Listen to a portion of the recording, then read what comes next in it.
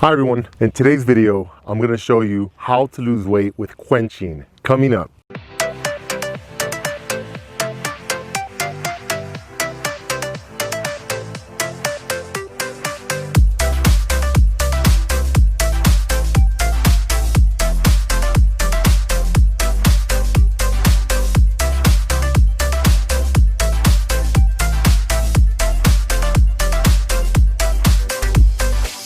Hi everyone, this is Ernesto from Attaboy Cowboy, and on this channel we give you health and wealth tips to help you be successful. Now today I'm filming in Cody, Wyoming. This is the rodeo capital of the world. There's cowboys everywhere here. It's a really cool place. There's a big pile here of deer antlers from elk and deer that are in the area. And there's stagecoach wagons, there's like a ghost town. Well, I didn't show them the ghost town.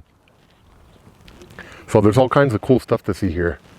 And anyway, I wanted to go over this quenching concept with you. I had this really awesome instructor when I was in school. He was a PhD in chemistry, and he taught a nutritional science class to us. And he talked a lot about quenching. And over the years, I've thought about the way he talked about it, and I thought, wow, sometimes the things that are the simplest are the most brilliant. And this guy was really smart. And basically what he talked about is, and this has been proven over time through research also, is that if you deprive yourself of foods that you really like cheesecakes or hamburgers or pizza or whatever it is you like, you're just gonna build up more and more of a desire for that food, and you're gonna gorge on it whenever you have the opportunity. So if you're trying to lose some weight, you wanna cut down, but you don't want to eliminate those foods. In fact, it's a good idea to eat those foods maybe once a week. What happens is if you're eating a low-calorie diet every day, you're eating salads and you're eating healthy, your thyroid will actually slow down, so your metabolism will slow down. So like once a week, it's good to have a cheat day where you just eat whatever you feel like eating.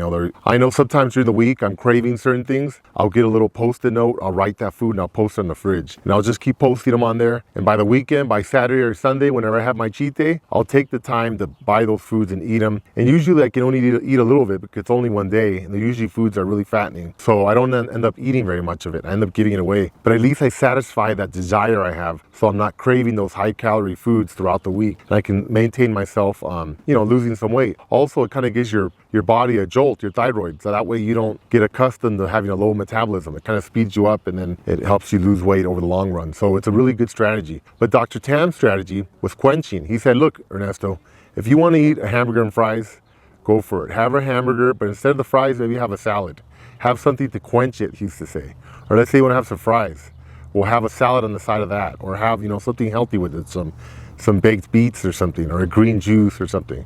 So it made a lot of sense. You can kind of combine the unhealthy food with the healthy food. Instead of just having a hamburger or fries and a Coke, maybe cut one or two of those portions out and substitute it with something really healthy that'll help cut the calorie count down. Maybe fill you up a lot faster. Hopefully it's something that's high in fiber. So don't think about not eating foods that you like, because when you feel repressed, it's tough psychologically, and it's tough to stick to diet plans.